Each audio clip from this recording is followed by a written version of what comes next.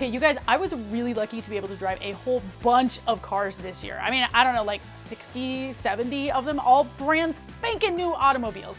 But there are 5 that really stood out in my mind. And now that 2020 is almost over, the of a year, here they are in no particular order. All right, first up, Land Rover Defender. Now, I first fell in love with the old school Defender when I drove it in the Gazelle Rally in Morocco. But then when I found out that the new one was gonna have unibody construction and independent suspension all the way around, I mean, I was pretty skeptical. In fact, I was pretty mad. I mean, there was no way this new Defender was gonna live up to the old one. And you guys, like, I was totally wrong. On a press trip to Namibia, I took this thing through everything. I mean, we went through rocks, we went through silt, we went through mud, sand, water, we did it all, and I didn't have a single problem. I mean, okay, maybe I had some pre-production electrical issues. I mean, surprise, surprise, it's not like Land Rover's really known for having good electrical systems, but still, the Defender did everything that I wanted it to do and more. The Defender has full-time 4-wheel drive, a 2-speed transfer case, center and rear locking differentials, plus a whole host of traction control algorithms, and all of those work to really complement the 3-liter mild hybrid inline 6-cylinder engine. I mean, this thing was just so happy toddling along in the African desert. I mean, it's doing what it was made to do. Now, a Defender starts at about $46,000, but you guys, you can easily option this thing up to close to 6 figures, if not over 6 figures. So caveat emptor, y'all. And going from one adventure rig to another, I supremely enjoyed my time in the Rivian R1T electric pickup truck. And I'll tell you why, one word, T-O-R-Q. I'm talking about torque, baby. The R1T has got 4 electric motors, and together they produce 826 pound-feet of torque, which means that you can just like Billy Goat super slowly pick your way up anything, and you don't have to worry about any kind of momentum. I mean, sure, 754 horses don't really hurt, but it's really all about the electric torque that gets me excited. Now, on my trip, I had the 135 kilowatt hour battery, which gave me about 167 miles on average of off-road driving on a single charge. I know that doesn't really sound like a lot, right? I mean, that 135 kilowatt hour battery should give you 300 miles of range, but that is in ideal conditions, and you guys, off-road is not ideal conditions. Also, my truck had a pre-production battery, so I'm really confident that Rivian is going to be able to get that battery up to snuff by the time it reaches its full production capabilities. Now, as for charging, I was able to charge at about 150 kilowatts, which gave me 80% of the battery charge in about 30 minutes.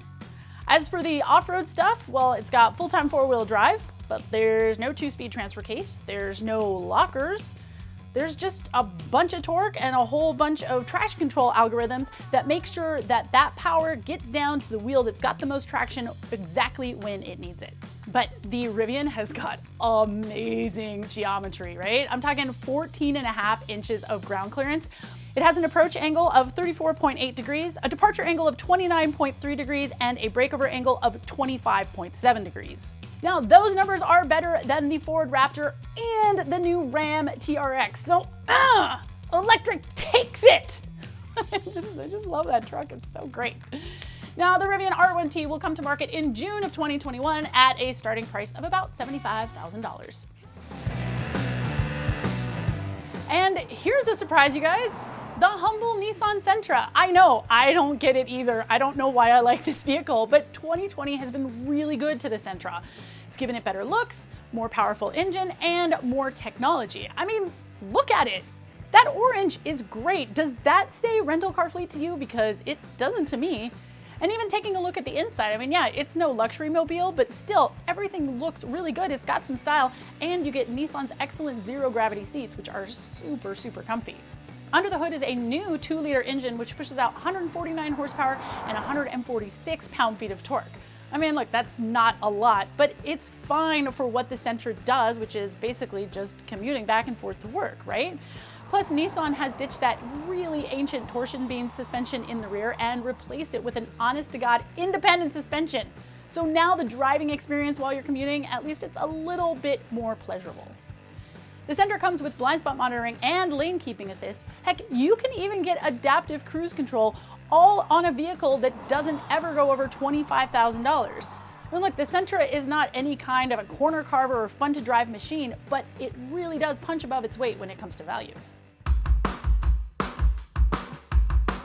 I'm going to consider 2020 the year I learned to love the plug-in hybrid, and the vehicle that did it for me? The 2020 Kia Niro PHEV. Now, why drive a plug-in hybrid? Okay, well, here's the thing. You get an all-electric range. In this case, you get about 26 miles, and that's for, doinking around town. But then you also have a gas-powered engine. So that means that I can go off on a long road trip and not get all torqued out with range anxiety.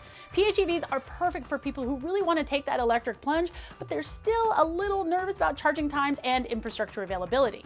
When you combine the Niro's electric motor with its 1.6-liter four-cylinder engine, you get 139 horsepower and a very healthy 195 pound-feet of torque. And that is mated to a 6-speed dual-clutch transmission. That's right, no continuously variable transmission. So it's going to be a lot more enjoyable to drive than, say, the Subaru Crosstrek PHEV, which has that dreaded CVT.